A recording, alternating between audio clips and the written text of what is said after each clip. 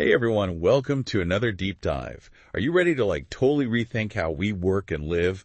Today, we're going to dig into The 4-Hour Workweek by Tim Ferriss. Oh yeah, Tim Ferriss. It's a classic for a reason. I know, right? It's helped so many people ditch that whole work till you die mentality and design a life with way more freedom and flexibility. It definitely challenges us to question those deep-seated beliefs about work and life. Yeah, absolutely. And that's what we're going to explore today. What are those practical takeaways from the book? The ones that can actually help you improve your everyday life. Sounds good to me. Awesome. Yeah. So one of the first things Ferriss tackles is this idea of the deferred life plan, grinding away for decades before you can finally enjoy life. Yeah, the whole delayed gratification thing. Yeah, it's the worst. But Ferriss is yeah, we don't have to wait. Right. Yeah, he tells this amazing story about Julie, who basically said, peace out to the deferred plan and took her family on a 5-month trip around the world. What? And guess what? The whole thing was funded by a sail rigging workshop she ran.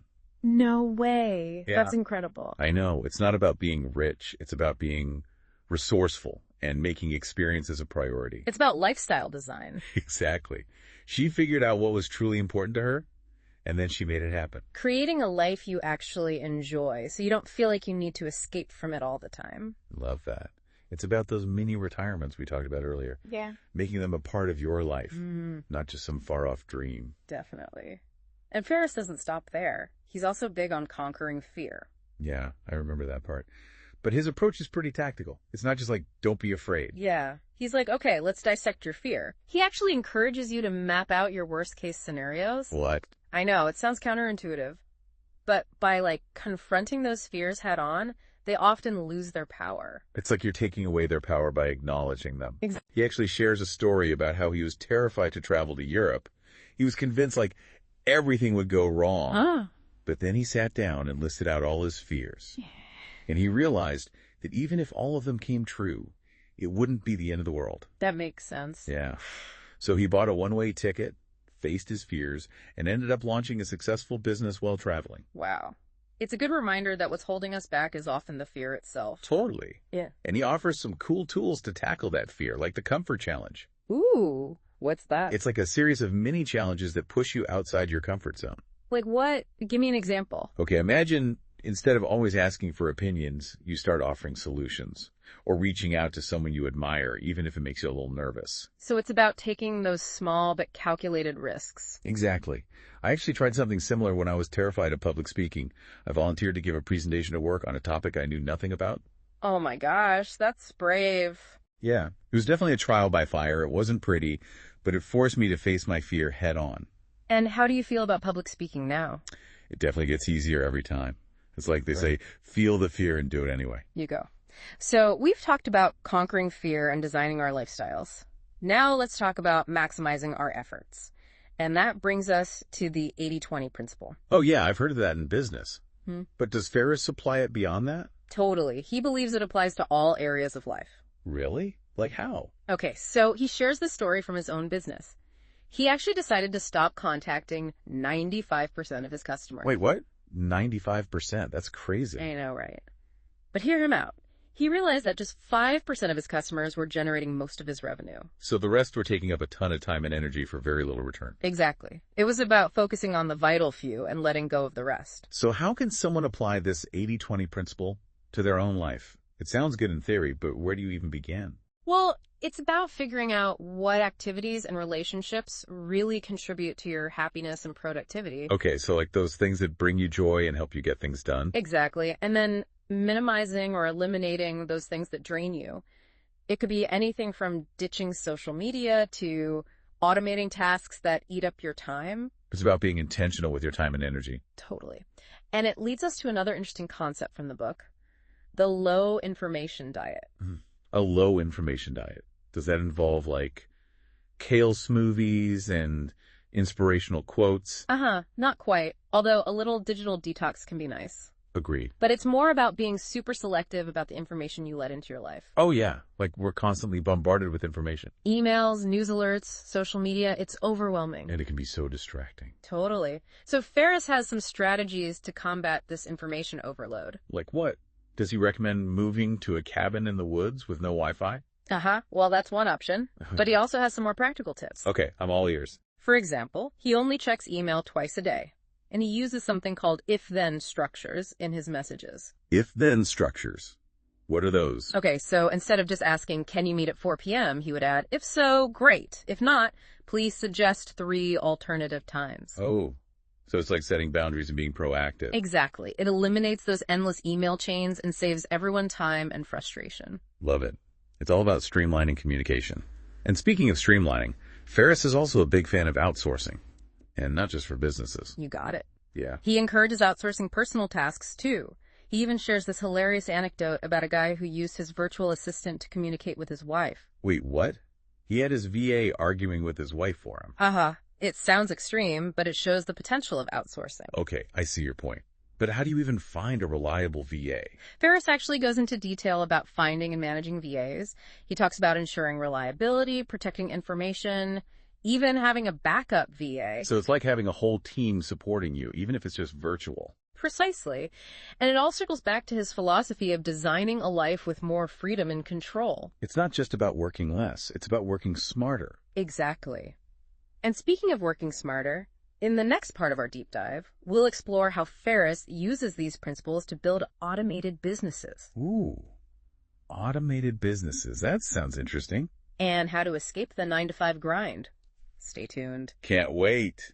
This is getting good. Welcome back. Ready to dive into the world of automated businesses and escape that 9-to-5 grind? Oh, absolutely. I'm all ears. All right, so Ferriss introduces this concept of muse businesses. Muse businesses. What are those exactly? Think of it like a well-oiled machine that generates income with minimal effort from you, the owner. So it's not about passive income, right? Not exactly. It's more about creating a business that's designed to run on autopilot, even when you're not there. Okay, I think I'm starting to get it.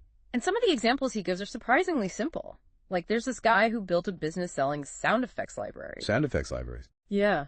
And the best part is, he didn't even create the sound effects himself. He licensed them from other sources and set up a system to sell them online automatically. So he's basically making money while he's off on vacation or something. That's the idea. Another example is a woman who created a Yoga for Rock Climbers DVD. Interesting. Again, totally automated orders, fulfillment, everything happening without her needing to be directly involved. Wow, these examples are really making me rethink what a successful business can be. It's not all about those stuffy corporate offices and endless meetings anymore. Totally. So how do you come up with these muse business ideas? Well, Ferriss provides a framework for that. He talks about product selection, testing, and outsourcing. And testing is super important, right? Because you don't want to pour a ton of time and money into something nobody wants. Exactly. He actually recommends using eBay to test product viability. eBay, like the online auction site. Yep. You can use it to gauge interest in your idea and even get feedback on pricing before you even have a finished product. That's brilliant. It's a low-risk way to see if your idea has legs. And once you have a validated product, then you can start setting up the infrastructure. Like websites, payment processing, all that stuff. Exactly. And Ferriss walks you through all of it step by step. Okay, but what if you're not exactly a tech expert? Don't worry. He breaks it down in a way that's easy to understand. And he recommends specific tools and resources to make it even simpler. And of course, he emphasizes outsourcing. Of course. You can find people to handle all the day-to-day tasks, from customer service to website maintenance. So you're telling me I could potentially build a business that practically runs itself? It's definitely possible. It takes some effort up front, but the payoff is huge. Imagine having the freedom to travel the world or pursue your passions while your business keeps humming along. Okay, I'm sold. But even with an automated business, there are still decisions to be made. How do you avoid getting bogged down in all the details and losing sight of that freedom you've worked so hard for? That's where Ferriss's concept of the art of undecision comes in. Art of undecision.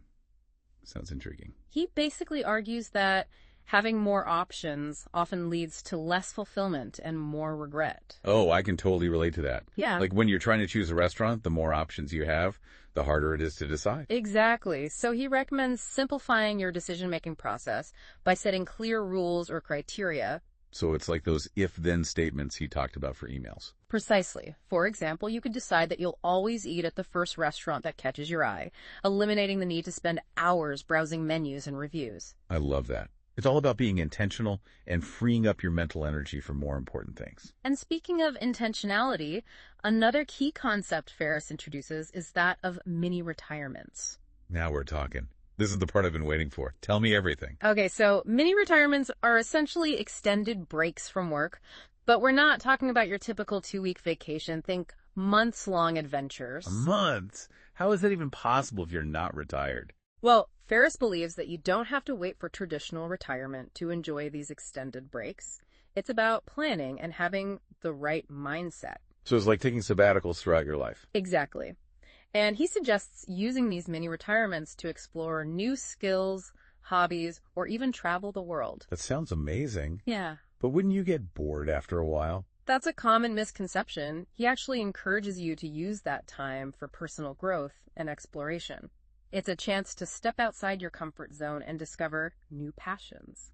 So it's not just about lounging on a beach for months on end. It's about actively pursuing your interests and expanding your horizons. Exactly. And he provides tons of practical advice on how to make it happen, from budget travel tips to setting up remote work systems. So you can stay connected if needed. Exactly. He even talks about the importance of decluttering and simplifying your life before you go, to make yourself more mobile and adaptable. It's like shedding those material attachments to create space for new experiences. That's a great way to put it. So, are you ready to embrace the world of mini retirements? It's really about creating those unforgettable experiences, the moments that truly make life richer. You're so right. It's not just about working less. It's about what you do with that extra time and freedom. Exactly. And it's really inspiring. Hearing about real people who've actually put these principles into practice. Oh, yeah. Those stories are so powerful. They make it seem like, okay, this is actually doable. Like there's this woman, Cindy. She felt totally stuck in her corporate job. I've been there. But guess what? Within just 3 days of reading the 4-Hour Workweek, she negotiated a remote work arrangement. No way. And she launched her own income-generating project. Wow, talk about taking action. Right. She went from feeling trapped to designing a life she loves in just a few days. That's incredible. It shows that you don't have to wait for retirement or some big life change to start living the life you want. Absolutely. And it's not just limited to corporate folks. There's this musician, Jay Ryder, who was having trouble getting his record label off the ground. Oh, yeah, I remember reading about him. He used Ferriss's principles to streamline his business and free up more time for his music. It's like those principles can be applied to any field, even creative ones. Totally. And there was even a lawyer who set up a virtual law practice so she could travel the world while still working. Wait, a virtual law practice? How does that even work? She basically leverages technology to serve her clients remotely. She even uses a service that scans her mail so she can access it online from anywhere. That's so cool. It really opens up a whole new world of possibilities. Right. And let's not forget about Josh, the deal maker, who used his newfound freedom to go on an epic trip to Baffin Island. Oh, yeah. He got to see a pod of narwhals surfacing in the wild. Talk about a once-in-a-lifetime experience. Seriously. Ugh. It's stories like these that really get me excited about designing a life with more freedom and adventure. It's amazing to see how people from all walks of life are using these principles to create their own versions of the 4-Hour Workweek. It's like a testament to how adaptable and universal these ideas really are. Exactly. And even Ferriss himself admits that he doesn't always follow his own rules perfectly. Oh, really? Yeah, he's honest about the fact that he sometimes struggles to disconnect or get sucked back into the workaholic mindset. It makes him so much more relatable, Totally. He's not trying to present himself as some kind of superhuman productivity guru. He's more like a guide, sharing his experiences and inviting us to join him on this journey of designing a life we love. Exactly. And ultimately, it's up to each of us to decide what resonates with us and how we want to apply these principles to our own lives. It's about taking those core concepts and experimenting, seeing what works, and constantly adjusting as we go. Because lifestyle design is an ongoing process. It's not about reaching some perfect state of balance and then staying there forever. It's about constantly evolving and adapting as our needs and priorities change. So, as we wrap up this deep dive, here's a final thought for you to ponder. What would your ideal week look like if you could design it from scratch? Ooh, that's a good one. What would you fill your days with? Where would you be? Who would you be with? Let those questions guide you as you continue to explore these ideas and design a life that truly excites you. And remember, it's all about embracing experimentation, challenging those limiting beliefs, and never settling for a life that's less than extraordinary. Thanks for joining us on this journey into the world of the 4-hour workweek.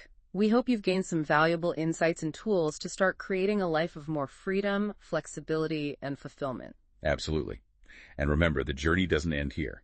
Keep exploring, keep experimenting, and keep designing a life that you absolutely love.